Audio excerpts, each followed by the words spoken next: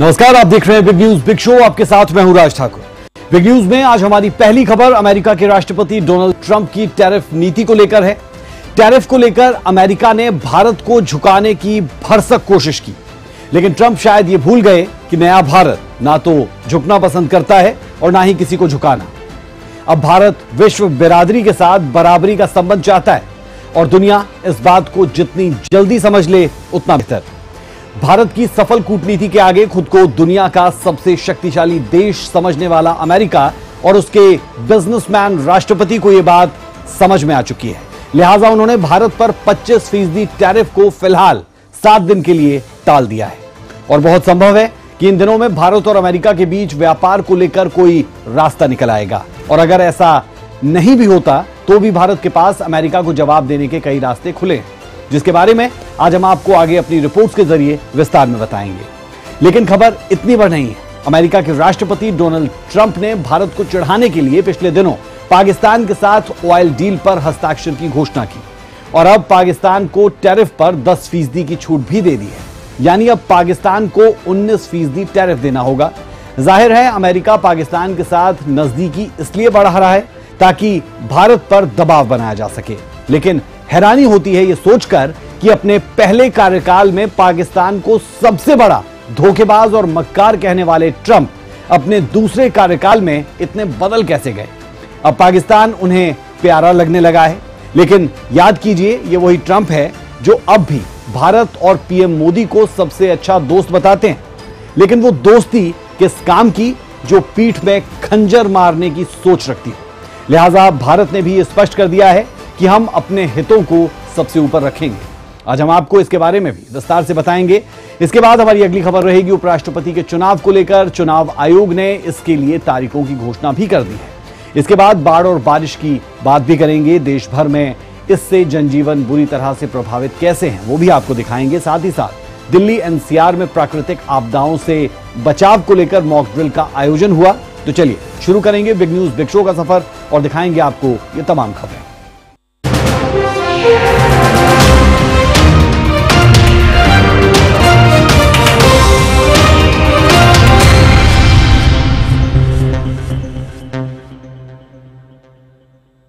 America के राष्ट्रपति और बिजनेस के नजरिए से दोस्तों को देखने वाले डोनाल्ड ट्रंप ने एक बार फिर से टैरिफ को लेकर अपने कदम पीछे खींच लिए हैं। दरअसल भारतीय प्रोडक्ट्स पर अमेरिका में 1 अगस्त से 25% टैरिफ लगाए जाने की घोषणा की गई थी, लेकिन अब इसकी समय सीमा को बढ़ाकर 7 अगस्त कर दिया गया है। लेकिन सवाल सिर्फ टैरिफ का नहीं है, ट्रंप के उस व्यवहार का भी है जो पहले कार्यकाल से बिल्कुल अलग नजर आता है।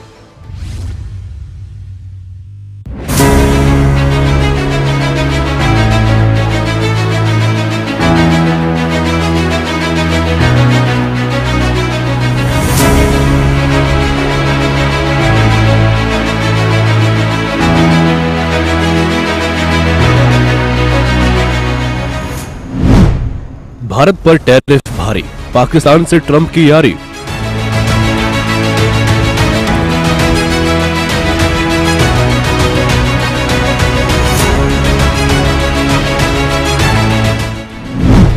आतंकिस्तान के लिए दोस्त भारत को भूले ट्रंप।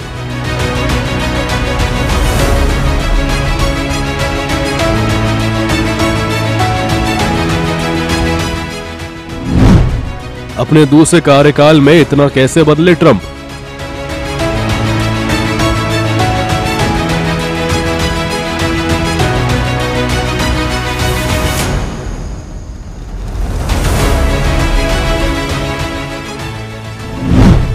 दोस्त मोदी को धोखा और पाक को मौका क्यों।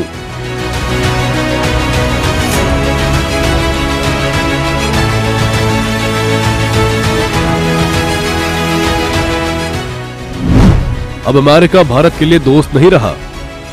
अभी ये ज्यादा पुरानी बात नहीं है जब भारत और अमेरिका के संबंधों की मिसाल दी जाती थी। दो देशों के बीच कूटनीतिक रिश्तों से इतर पीएम मोदी और ट्रंप की दोस्ती नजीर पेश कर रही थी। कभी पीएम मोदी ट्रंप के प्रचार में तारीफों के कसीदे पढ़ते थे, तो कभी ट्रंप पीएम मोदी को व्हाइट हाउस का सच्चा मित्र बताते थे। लेकिन ट्रंप के दूसरे कार्यकाल में डोनाल्ड ट्रंप अमेरिका के राष्ट्रपति से ज्यादा एक बिजनेसमैन की भूमिका में नजर आ रहे हैं और यही वजह है कि भारत अमेरिका के रिश्तों के बीच खाई इतनी गहरी होती जा रही है, जिससे पाटना अब दोनों देश के लिए आसान नहीं दिखता है। दरअसल राष्ट्रपति ट्रंप अपनी टैरिफ नीति को लेकर इतने अंधे हो चुके हैं कि उन्हें इस बात से कोई फर्क नहीं पड़ता है कि सामने कौन है। बुधवार को राष्ट्रपति ट्रंप ने जब भारत पर 25% टैरिफ के साथ अतिरिक्त पेनल्टी की घोषणा की तो किसी के लिए भी यकीन कर पाना मुश्किल था, लेकिन भारत का जवाब भी मुकम्मल मिला और साफ साफ शब्दों में बता दिया गया कि भारत अपने हितों में समझौता नहीं करेगा। दोनों पक्षों के बीच नई दिल्ली और वॉशिंगटन डीसी में 4 दौर में फिजिकल मीटिंग्स हुई हैं ताकि निर्धारित टर्म्स ऑफ रेफरेंस के अनुसार द्विपक्षीय व्यापार समझौते के अंतिम रूप के लिए काम किया जा सके। इसके अलावा दोनों पक्षों के बीच कई वर्चुअल बैठकें भी हुई हैं। सरकार हालिया घटनाक्रम से होने वाले प्रभावों का परीक्षण कर रही है। वाणिज्य एवं उद्योग मंत्रालय निर्यातकों और उद्योग सहित सभी हितधारकों से संवाद कर इस विषय पर उनके आकलन की जानकारी ले रहा है। सरकार हमारे किसानों, श्रमिकों, एंटरप्रेन्योर्स, उद्यमी, निर्यातकों, सूक्ष्म, लघु और मध्यम उद्योगों और उद्योग जगत के सभी हितधारकों के कल्याण की रक्षा और संवर्धन को सर्वोच्च महत्व देती है। हम अपने राष्ट्रीय हितों को सुरक्षित करने और आगे बढ़ाने के लिए सभी आवश्यक कदम उठाएंगे। अब इसे भारत की कड़ी प्रतिक्रिया कहे या फिर कुछ और, लेकिन मिस्टर यू टर्न के नाम से प्रसिद्ध राष्ट्रपति ट्रंप के रुख में फिर से थोड़ी नरमी देखने को मिली है। अब 1 अगस्त से भारत पर 25% टैरिफ की मियाद को बढ़ाकर 7 अगस्त कर दिया गया है। Dead economy, are you people not aware of this? आपको ये मालूम नहीं है कि इंडियन इकोनॉमी डेड इकोनॉमी है? कोई कंफ्यूजन है आप में? पूरी दुनिया जानती है कि Indian economy is dead economy और बीजेपी ने इकोनॉमी को खत्म कर दिया है। क्यों खत्म किया है? अदानी जी की मदद करने के लिए खत्म किया है। तो आप लोग हैरान क्यों लग रहे हैं? अमेरिका के राष्ट्रपति ट्रंप का बयान भारत में मोदी विरोधियों को खूब सूट कर रहा है, लेकिन सच्चाई ये है कि भारत दुनिया में सबसे तेजी से बढ़ती अर्थव्यवस्था है। लेकिन आज सवाल ये नहीं है कि ट्रंप के बयान पर भारत में विरोधी दल क्या सोचते हैं। आज सवाल ये है कि ट्रंप भारत को लेकर इतने उखड़े हुए क्यों है। तो इसका सीधा और सरल जवाब है कि भारत अब अपनी शर्तों पर दुनिया से व्यापारिक रिश्ते चाहता है, लेकिन ट्रंप चाहते हैं कि भारत अमेरिका के नफा नुकसान का ख्याल रखे। लेकिन जब भारत ने ऐसा नहीं किया तो राष्ट्रपति ट्रंप का झुकाव पाकिस्तान की ओर हो गया है और दोस्त से दुश्मन बने ट्रंप ने भारत को चिढ़ाने के लिए पाकिस्तान पर 10% टैरिफ घटा दी है। यानी अब पाकिस्तान को मात्र 19% टैरिफ देना होगा। इतना ही नहीं, अमेरिकी राष्ट्रपति ट्रंप ने पाकिस्तान के साथ एक बड़े ऑयल डील की भी घोषणा की है, जिससे आने वाले समय में पाकिस्तान को भारी लाभ पहुंच सकता है। यानी ट्रंप ने भारत पर एक साथ ट्रिपल अटैक कर दिया है। इस बीच कई ऐसे देश हैं जिसने अमेरिका के सामने झुकना स्वीकार कर लिया है। उसमें UK, European union, Japan, Philippines, Indonesia, Vietnam है। लेकिन भारत अपनी नीतियों पर तटस्थ है। ब्यूरो रिपोर्ट, सूर्य समाचार।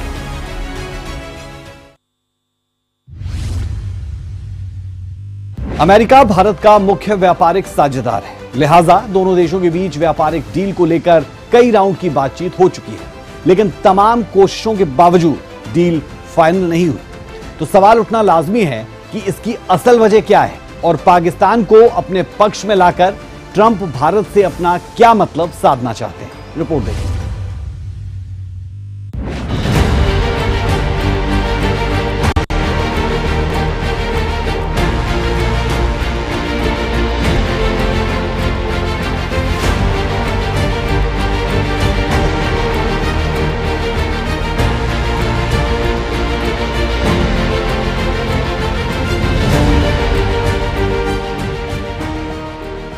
भारत और अमेरिका इस समय अपने अपने हितों को लेकर विवादों में उलझे हैं। लिहाजा टैरिफ विवाद पर सहमति अब तक नहीं बन पाई है और इसकी सबसे बड़ी वजह कृषि उत्पाद को माना जा रहा है। अमेरिका चाहता है कि भारत मक्का, गेहूं और सोयाबीन पर टैरिफ कम करे, लेकिन भारत ऐसा करने को राजी नहीं है। इसके पीछे भारत की दलील है कि इससे भारतीय किसानों को नुकसान पहुंचेगा। इसके अलावा अमेरिका चाहता है कि भारतीय बाजार अमेरिकी दुग्ध उत्पाद के लिए खोला जाए, लेकिन भारत की दलील है कि अगर ऐसा हुआ तो इसका सीधा असर भारतीय डेयरी उद्योग पर पड़ेगा और हजारों लोगों का इससे रोजगार छिन जाएगा। डेयरी उद्योग पर अमेरिका के साथ भारत का एक विवाद नॉन वेजिटेरियन गायों के दूध को लेकर भी है। अमेरिका में बड़ी संख्या में ऐसी गायें हैं जिन्हें खाने में चिकन की हड्डी और मछली का चूरा दिया जाता है।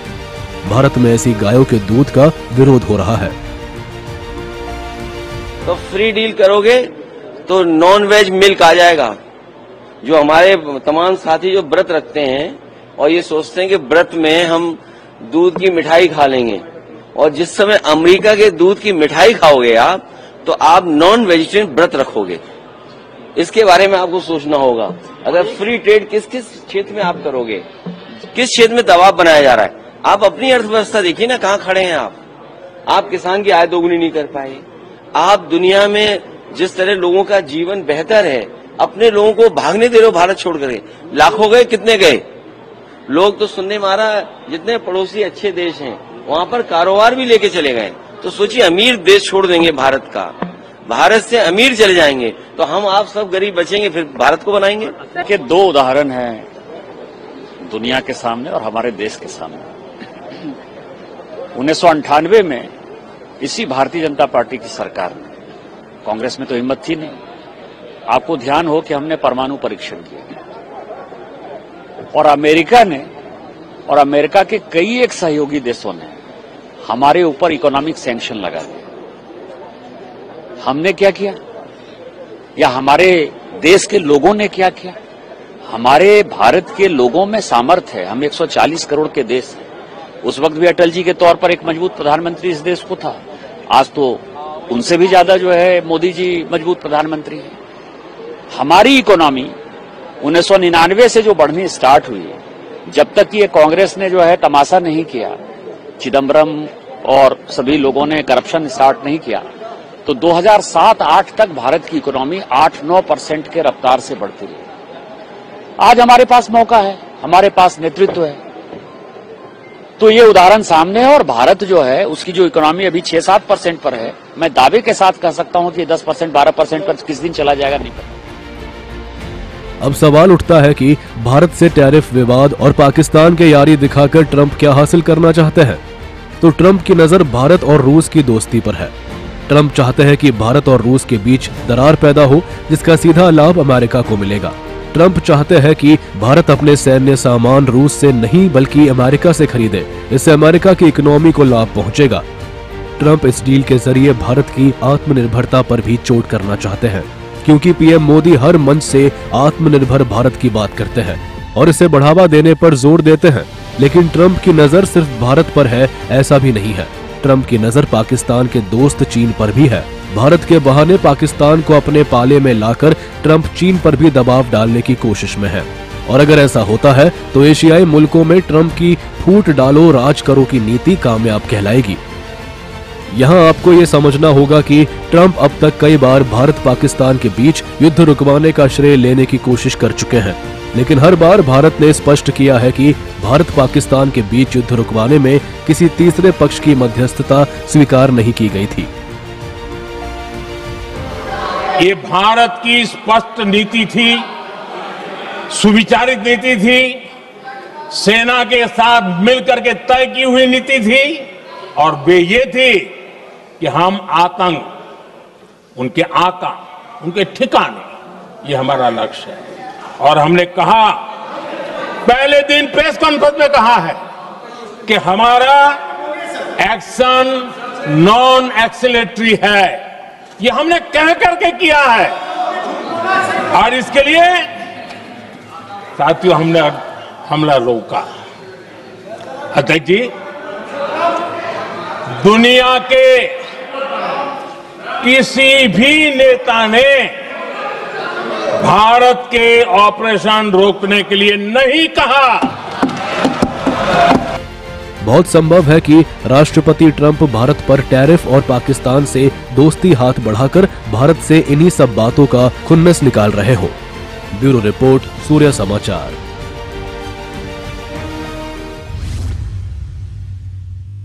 खबर संसद के मानसून सत्र को लेकर है। बिहार में एसआईआर के मुद्दे पर दोनों सदन में विपक्ष के सांसदों ने जोरदार हंगामा किया है, जिसे देखते हुए संसद की कार्यवाही सोमवार तक स्थगित कर दी गई।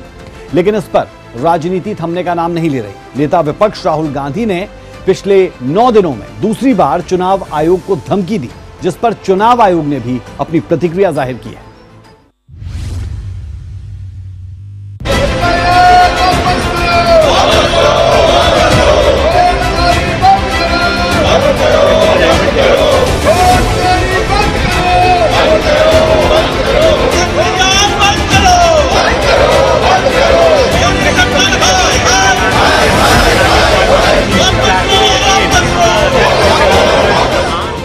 बिहार में वोटर लिस्ट रिवीजन के मुद्दे पर संसद के दोनों सदन में 10वें दिन भी टकरार देखने को मिली। एसआईआर खारिज करने की मांग को लेकर विपक्षी सांसद ने बेल में आकर प्रदर्शन किया, जिसे देखते हुए संसद कार्यवाही सोमवार तक के लिए स्थगित कर दी गई। माननीय सदस्य, मेरा रोज आपसे आग्रह रहता है कि आप सदन की कार्रवाई को चलने दें। माननीय सदस्यों के प्रश्नकाल के समय प्रश्न उठाने दें। लोगों की अपेक्षाएं, आकांक्षाएं उनको पूरा होने दें और देश को आगे बढ़ाने में अपना योगदान दें। एसआईआर के मुद्दे पर संसद के बाहर भी विरोध देखने को मिला।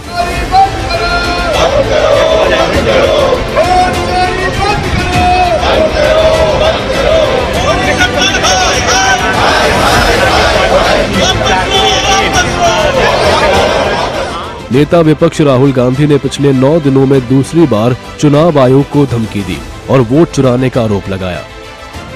अब हमारे पास ओपन एंड शट प्रूफ है कि इलेक्शन कमीशन वोट चोरी में इन्वॉल्व है। और मैं लाइटली नहीं बोल रहा हूं, मैं 100% प्रूफ के साथ बोल रहा हूं। ठीक है, और आप सबको पता लग जाएगा जैसे ही हमने ये रिलीज किया, पूरे देश को पता लग जाएगा कि इलेक्शन कमीशन वोटर चोरी करा रहा है। किसके लिए करा रहा है? किसके लिए करा रहा है? बीजेपी के लिए करा रहा है। ओपन एंड शट है, नो क्वेश्चन। हमें मध्य प्रदेश में सस्पिशन था, लोकसभा में सस्पिशन था, महाराष्ट्र में वो थोड़ा आगे गया, स्टेट लेवल पे हमें लगा कि यहां पे चोरी हुई है। वोटर एडिशन हुआ था, 1 करोड़ वोटर्स ऐड हुए थे। फिर हम थोड़ा डिटेल में गए, हमने कहा देखो अब इलेक्शन कमीशन तो मदद नहीं कर रहा है, तो थोड़ी ग्रैन्युलैरिटी में जाना है, गहराई में जाना है। तो हमने अपना ही इन्वेस्टिगेशन करवाया, उसमें 6 महीने लगे और जो हमें मिला है वो एटम बॉम्ब है। मतलब एटम बॉम्ब है, फटेगा तो आप इलेक्शन कमीशन आपको दिखेगा नहीं हिंदुस्तान। राहुल गांधी के इस धमकी पर चुनाव आयोग ने कहा कि चुनाव आयोग ऐसे निराधार आरोपों को नजरअंदाज करता है। लगातार दी जा रही धमकियों के बावजूद हम सभी चुनाव अधिकारियों से कहना चाहते हैं कि वे पहले की तरह निष्पक्ष और पारदर्शी तरीके से काम करें, गैर जिम्मेदाराना बयानों को नजरअंदाज करें। वहीं बीजेपी ने कहा कि विपक्ष के पास कोई मुद्दा नहीं बचा है। लोकसभा और राज्यसभा को इन्होंने अपनी ओछी मानसिकता का शिकार बना दिया है। आज 21 अगस्त से 21 जुलाई से और आज की तिथि तक आप देख लें 1 अगस्त हो गया। यहाँ आज राज्यसभा नहीं चल रही, लोकसभा नहीं चल रही, विपक्ष के पास मुद्दा नहीं है। खड़े होकर वो राज्यसभा में भी विपक्ष के लोग ही कह रहे हैं कि साहब सुप्रीम कोर्ट में चल रहा केस, हम जानते हैं कि आप यहाँ पर हम लोग चर्चा नहीं कर सकते, लेकिन आप दूसरे नाम से चर्चा करा लीजिए। अरे आप ना चले इसके लिए पहले आपने मुद्दा लिया कि आप जो वहाँ पर आपका जो ऑपरेशन सिंदूर है उस पर चर्चा हो। जब ऑपरेशन सिंदूर पर चर्चा पूरे बहुत लंबे समय तक हो गई, तो अब आपको दूसरा बहाना आया कि एसआईआर पर कर लीजिए। मैं समझता हूं कि इतना नकारात्मक और दिग्भ्रमित विपक्ष, जिसको जनता के हित चिंतन का ख्याल ना हो, इससे पहले कभी देखा नहीं गया। रोज के रोज जो है पार्लियामेंट को जो है एक तरह का तमाशा करने के लिए, एक तरह से वहां पे अपनी भड़ास निकालने के लिए इस्तेमाल किया जा रहा है। गुंडागर्दी मैं यहाँ तक कहूंगी कि करने की कोशिश की जा रही है। वहां पर अध्यक्ष जी को बोलने तक का मौका नहीं दिया जा रहा है। जैसे ही शुरू करते हैं वैसे ही रद्द कर दी जाती है। इस बीच राज्यसभा में हंगामे के दौरान कांग्रेस नेताओं ने आरोप लगाया कि उन्हें रोकने के लिए कमांडो बुलाए गए थे। इसे लेकर राज्यसभा में नेता विपक्ष खड़गे ने उपसभापति को एक लेटर लिखा है और कड़े शब्दों में इसकी निंदा की है। कांग्रेस के इस आरोप पर केंद्रीय मंत्री किरेन रिजिजू ने कहा कि हंगामा करते हुए आक्रामक हो चुके सदस्यों को सिर्फ रोका गया है। ब्यूरो रिपोर्ट, सूर्य समाचार। और चलिए अब खबर आपको दिखाते हैं उपराष्ट्रपति के चुनाव को लेकर, जिसके लिए चुनाव आयोग ने तारीख की घोषणा कर दी है। 9 सितंबर को उपराष्ट्रपति के चुनाव होंगे, लेकिन आप हमारी इस रिपोर्ट में देखेंगे कि उपराष्ट्रपति के चुनाव की प्रक्रिया क्या होती है, कैसे होती है और इसमें वोट करने का अधिकार होता किसे है।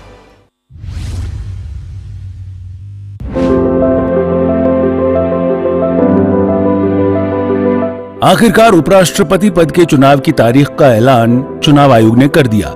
चुनाव आयोग ने उपराष्ट्रपति चुनाव के लिए शेड्यूल जारी कर दिया है। आपको बता दें कि 21 जुलाई को जगदीप धनखड़ ने उपराष्ट्रपति पद से स्वास्थ्य कारणों की वजह से इस्तीफा दे दिया था, जबकि उनका कार्यकाल 10 अगस्त 2027 को समाप्त होने वाला था। ऐसे में अब चुनाव आयोग ने नोटिफिकेशन जारी कर दिया है, जिसके अनुसार उपराष्ट्रपति पद के लिए चुनाव का ऐलान, उपराष्ट्रपति पद के लिए चुनाव की घोषणा, ईसी ने उपराष्ट्रपति चुनाव के लिए जारी की अधिसूचना, सुबह 10 बजे से शाम 5 बजे तक होगा मतदान, 9 सितंबर को उपराष्ट्रपति का चुनाव, नामांकन की आखिरी तारीख 21 अगस्त, नाम वापस लेने की अंतिम तारीख 25 अगस्त, 9 सितंबर को ही चुनाव के नतीजे होंगे घोषित। यानी 9 सितंबर को इस पद के लिए वोट भी डाले जाएंगे और इसी दिन देश को नया उपराष्ट्रपति भी मिल जाएगा। अब ऐसे में ये जानना भी जरूरी है कि उपराष्ट्रपति के चुनाव में आखिर कौन मतदान कर सकता है। उपराष्ट्रपति चुनाव की प्रक्रिया, उपराष्ट्रपति का चुनाव निर्वाचक मंडल करता है, जिसमें लोकसभा, राज्यसभा और नामित सदस्य शामिल होते हैं। निर्वाचन आयोग की अधिसूचना में नामांकन, मतदान और परिणाम की तारीख होती है। उम्मीदवारी के लिए प्रस्तावक और समर्थक के रूप में 20-20 सांसदों का हस्ताक्षर पत्र चाहिए। उपराष्ट्रपति पद के लिए सिर्फ सांसद मतदान करते हैं। जीत के लिए कुल वैध मतों का साधारण बहुमत 50% से अधिक प्राप्त करना होता है। रिटर्निंग ऑफिसर नतीजे की घोषणा करते हैं। अब ऐसे में लोकसभा के साथ ही राज्यसभा में किस गठबंधन के पास बहुमत है या फिर बहुमत के आंकड़े के पास कौन सा गठबंधन है, वो भी जान लीजिए। उपराष्ट्रपति पद के लिए किस दल के पास बहुमत? लोकसभा में कुल संख्या 542, राज्यसभा में कुल संख्या 240, एनडीए लोकसभा में 293, इंडिया लोकसभा में 234, एनडीए राज्यसभा में 130, वहीं इंडिया गठबंधन के पास 79 सीटें हैं। एनडीए के पास 423 और इंडिया ब्लॉक के पास 313 सांसदों का समर्थन है। शेष सदस्य किसी भी दल से जुड़े नहीं हैं। यानी सत्ता पक्ष एनडीए आसानी से उपराष्ट्रपति चुनाव में जीत दर्ज कर सकता है। संभावना इस बात की भी है कि सत्ता पक्ष और विपक्ष में किसी उम्मीदवार पर आम सहमति बन जाएगी। ब्यूरो रिपोर्ट, सूर्य समाचार। और चलिए अब रुक करेंगे प्राकृतिक आपदा से बचाव की खबर की तरफ। देश की राजधानी दिल्ली और आसपास के इलाकों में इसे लेकर मॉक ड्रिल का आयोजन किया गया। इस दौरान लोगों को प्राकृतिक आपदा से बचाव के उपाय भी बताए गए, जिसमें बड़ी संख्या लोगों ने हिस्सा भी लिया।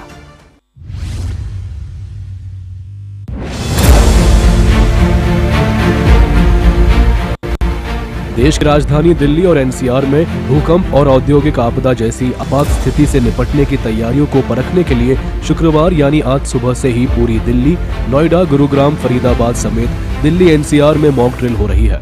इस ड्रिल का उद्देश्य कर्मचारियों को आपदा प्रबंधन की प्रक्रिया से अवगत कराने के साथ ही किसी भी अप्रत्याशित स्थिति में त्वरित प्रतिक्रिया सुनिश्चित करना है। हाल के दिनों में देश भर में भूकंप के झटकों के मामलों में बढ़ोतरी दर्ज की गई है, लिहाजा जरूरी था कि दिल्ली जैसे महानगरों पर तैयारियों की समीक्षा की जाए और आम नागरिकों में जागरूकता फैलाई जाए। तस्वीरें दिल्ली के RML अस्पताल की है। किसी भी आपात स्थिति में निपटने के लिए मॉक ड्रिल की गई। इस दौरान सुरक्षा के पुख्ता इंतजाम किए गए और लोगों को किसी भी स्थिति से निपटने की जानकारी भी दी गई। दिल्ली के अलावा NCR के भी कई इलाकों में मॉक ड्रिल का सायरन बजा। साइबर सिटी गुरुग्राम में भी भूकंप के बढ़ते खतरे को देखते हुए एक मेगा मॉक ड्रिल का आयोजन किया गया। शहर में 5 स्थानों पर मॉक ड्रिल अभ्यास किया गया। मॉक ड्रिल में NDRF, SDRF, नगर निगम, जिला प्रशासन, दमकल विभाग, स्वास्थ्य विभाग, पुलिस, सिविल डिफेंस और स्वयं सेवकों के बीच बेहतर तालमेल बनाया गया, जिससे नागरिकों की सुरक्षा व्यवस्था की जा सके। दिल्ली NCR में mega mock drill. Delhi NCR में 55 जगहों पर हुई मॉक ड्रिल। बाजारों, स्कूलों और अस्पतालों में की गई मॉक ड्रिल। मॉक ड्रिल में NDMA सशस्त्र बलों के जवान शामिल। गाजियाबाद, नोएडा और हरियाणा में भी मॉक ड्रिल। हरियाणा के फरीदाबाद, गुरुग्राम, पलवल में मॉक ड्रिल। हरियाणा के नूंह और रेवाड़ी में भी की गई मॉक ड्रिल। प्रधानमंत्री कार्यालय के निर्देश पर हो रही मॉक ड्रिल। मॉक ड्रिल में दिल्ली, हरियाणा, उत्तर प्रदेश की एजेंसियां शामिल। सवाल है कि आखिर क्यों जरूरी है मॉक ड्रिल? आपको बता दें कि दिल्ली NCR क्षेत्र भूकंप और औद्योगिक रासायनिक खतरों के लिहाज से संवेदनशील क्षेत्र माना जाता है। बीते महीनों में लगातार महसूस किए गए हल्के भूकंप के झटकों ने यह एहसास दिला दिया कि किसी भी वक्त बड़ा खतरा सामने आ सकता है। ऐसे में आम नागरिकों को जागरूक करना और एजेंसियों को तैयार रखना बेहद जरूरी है। मॉक ड्रिल में शामिल अधिकारियों का कहना है कि ये मॉक ड्रिल केवल एक अभ्यास नहीं, बल्कि हमारी तैयारियों की परीक्षा है। इससे हमें अपनी कमजोरियों को पहचानने, संसाधनों की प्रभावशीलता को जांचने और रिस्पॉन्स टाइम को बेहतर बनाने में मदद मिलती है। NDMA national disaster management authority द्वारा ये मेगा मॉक ड्रिल का आयोजन किया गया है। 9:03 पे अर्थक्वेक की कॉल थी। उसके बाद हमने IRS स्थापित किया है ध्यानचंद स्टेडियम गेट नंबर 5 पे। वहाँ पे जो डिस्ट्रिक्ट मजिस्ट्रेट साहब होते हैं हमारे, वो उसके इंचार्ज होते हैं। वहाँ पे जाके जो लाइन डिपार्टमेंट हैं जो इसमें मदद करते हैं हमारी रेस्क्यू के लिए, जो हमारे डिपार्टमेंट हैं, इमरजेंसी डिपार्टमेंट है जिसमें हमारे डॉक्टर्स भी होते हैं, फायर सर्विस होती है, मेडिकल टीम्स होती है, दिल्ली पुलिस होती है, हमारे सिविल डिफेंस होते हैं, उन्होंने वहाँ पे रिपोर्ट किया है। वहाँ लॉजिस्टिक्स को नोट करने के बाद 5 जगह का इंसिडेंट मालूम चला था। 5 जगह इंसिडेंट कमांडर जो वहाँ के SDM साहब हैं उनको वहाँ पे भेजा गया है और ये वहाँ पे जाके रेस्क्यू कर रहे हैं और किस हॉस्पिटल में भेज रहे हैं। इस मेगा ड्रिल का मकसद इतना ही है, रियल टाइम में ट्रैफिक के बीच में ये देखना कि हम कितनी क्विकली रिस्पॉन्स दे सकते हैं, और यदि ईश्वर न करे कभी इस तरह की कोई बाधा दिल्ली के ऊपर आए तो हम उसमें यदि कोई आज कुछ कमी नोट करते हैं तो उसको नेक्स्ट टाइम कैसे उसको कट डाउन करना है उसको करेंगे। बहरहाल जरूरी है कि किसी भी आपात स्थिति से निपटने के लिए तैयारियां पुख्ता की जाए। लिहाजा अलग अलग एजेंसियों के बीच सूचनाओं का त्वरित आदान प्रदान, कार्य विभाजन और तकनीकी समन्वय को व्यवहार में लाने के लिए समय समय पर मॉक ड्रिल की जाए। ब्यूरो रिपोर्ट, सूर्या समाचार।